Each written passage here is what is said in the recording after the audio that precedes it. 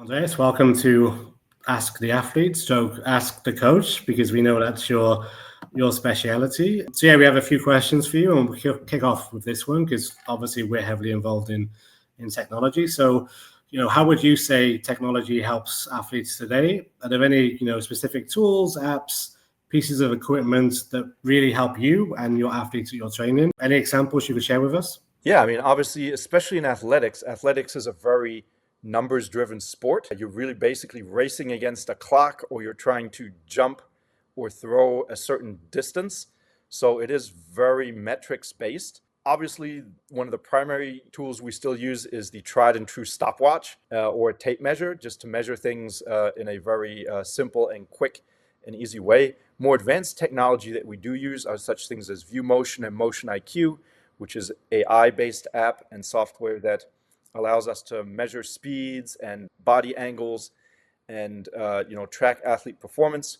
We also use different resistance machines like the 1080 Sprint.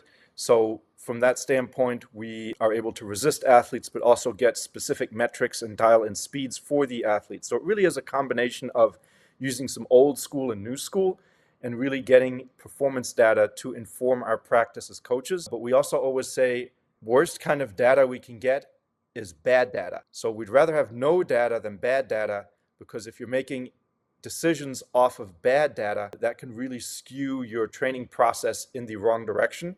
And so we are very careful that we try to collect data that is useful and valuable to us from a coaching standpoint to be able to help improve athletes' performance.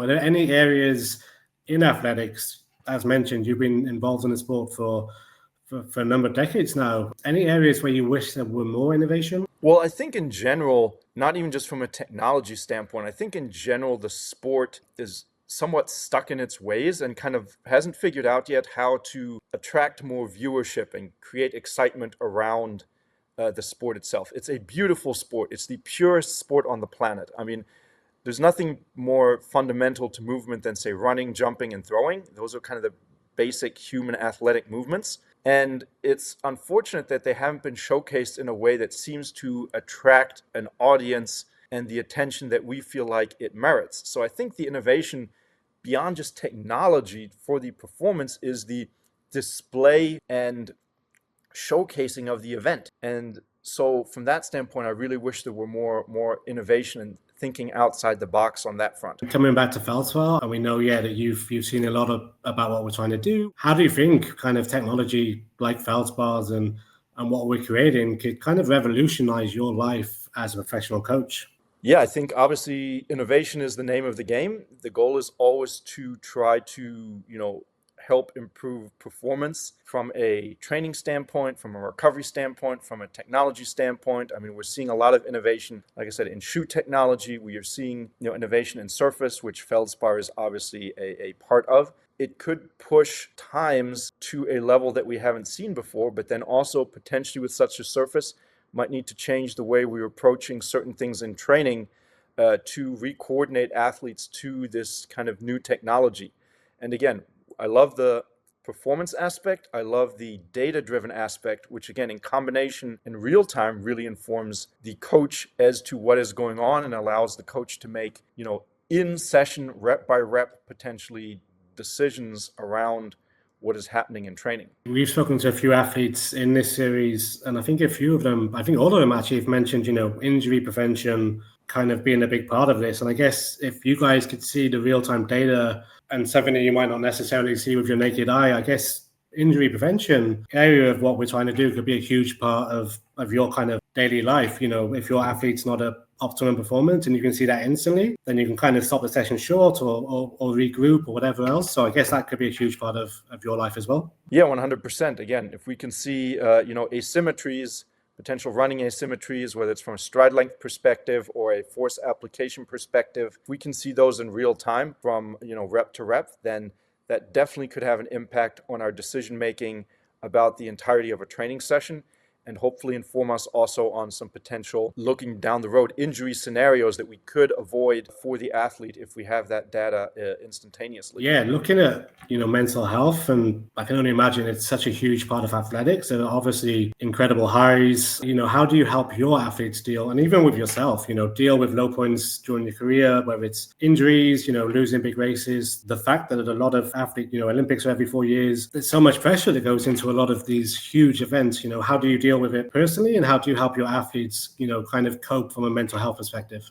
I'll start by saying that obviously we think coaches are layman, psychologists. But with that, we also need to know our limits. And if there is something very serious, we also will always refer out to the appropriate specialist in that case. But obviously, we have a lot of day-to-day interaction with each athlete. And I think helping athletes frame situations appropriately is probably one of our biggest jobs. Athletes tend to be very impatient. They want things to happen now. And I think true in life, business, and sport, excellence can be achieved, but it often takes longer than what we think it is going to take. So I think having athletes understand that, and understanding that success is not necessarily a linear process. There are going to be ups and downs, and helping the athletes understand and navigate those, and even understand what are seen as losses or failures be potential lessons and stepping stones to a higher plateau of performance is vitally important. And again, I think this is true in life and business. So a lot of this is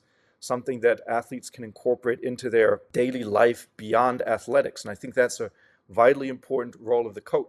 Same thing is also, sometimes you have to push an athlete a little bit. You have to drag them along, maybe to see their own potential beyond what they believe they can achieve. So all these things, I think, in combination are important from a coach athlete standpoint to ensure that an athlete has a well-balanced and positive outlook as it comes to mental health. Just a couple of personal ones for you, Andreas. Who's your all-time sporting hero? From a player and performance perspective, it's not even an athletics or track and field person. My all-time favorite athlete is Allen Iverson, the basketball player for the Philadelphia 76ers. I just loved his tenacious play. He was really short and skinny, but he was fearless driving to the paint. He was also, a cultural icon in the world of basketball. So from a performance standpoint, and he's my all-time sporting hero. I would love to sit down and have a chat with Allen Iverson at some point. Do you have a favorite race that you ever watched, maybe like growing up on the TV, like that kind of made you want to get into athletics? Or similarly, a favorite race that you coached where you were kind of like, wow, this is amazing? Anything come to mind? I think for me, the favorite race, and there are quite a few of them, right? And sometimes they're not even involved in high performance. It might just be someone doing a lot better than what we thought they would do in that particular race, and seeing the joy that they achieved for themselves. But I think the obvious answer to me is, I was fortunate enough to coach Aries Merritt for a long time, and he set the still standing 110 hurdle world record at the Brussels Diamond League back in 2012. And so we knew he was running fast. We weren't necessarily expecting him to set the world record then and there. It had been a long season and he was a little tired, but he ran free and loose and set the world record. And then just being in the stadium and watching the stadium explode after the time flashed up on the scoreboard was something extra special that I'll definitely never forget. You're a coach, your accolades speak for themselves, but has there ever been a time when an athlete's given you some advice and kind of, imparted some wisdom on you? Anything that's ever stuck with you when working? Obviously, I know you've worked with tens, if not hundreds of world-class athletes. Is there anything, that's ever stuck with you? It's a kind of like, wow, what a moment. Yeah, so I think early in my career, one lesson I learned from one of the first professional athletes I coached is from Moon Ali. So we are at the Olympic trials, and I'm a very young coach. I'm still in my 20s at this point, and we're in the warm-up area before the prelim of the 100 meters. And I'm just in the warm-up area and not even noticing. I'm probably as nervous as she is. And I'm just kind of walking around the warm-up area. And at some point during the warm-up, Muna comes up to me and she's like, Andreas, I need you to stop pacing around. You're making me more nervous. And that lesson to me showed that obviously my demeanor and my behavior in that moment, or pretty much any moment, has an effect on the competition, the athletes, and the training environment.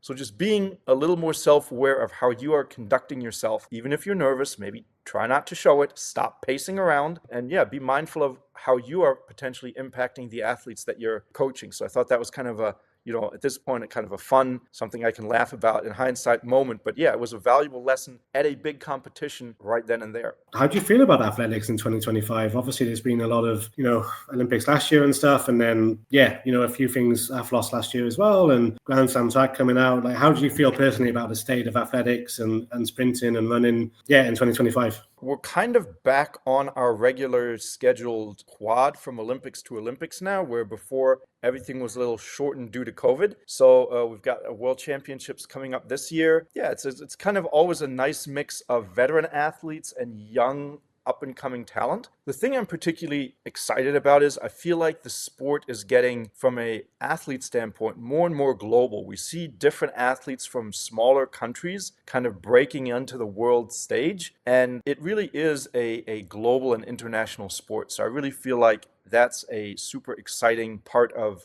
athletics in general, and hopefully that leads to some more engagement and viewership from different audiences from around the world. And finally, from me, from a purely Altis perspective, how are you guys shaping up ahead of the new season? Any athletes we should be, obviously you're not biased, but any athletes that we should be keeping an eye on? How are you guys feeling about things Altis? We relocated back to Phoenix after a 3-year stint in Atlanta, and we're currently training, in a nice warm weather. It's early March, so we've got sunshine and warm temperatures to train in. We've got a small but potent group this year. We really de-emphasized indoors simply because the World Championships in Tokyo are so late in the year. They're in mid-September. So yeah, we haven't really raced much, but we're really much looking forward to seeing all the training that we've been doing start to pay off in races here within the next couple weeks, when we open up our outdoor season and have an eye towards World Championships 2025. Andreas, thank you so much for joining us at Valspar and for joining Ask the Athletes. Much appreciated. Yeah, my pleasure. Anytime. Looking forward to hopefully doing this again.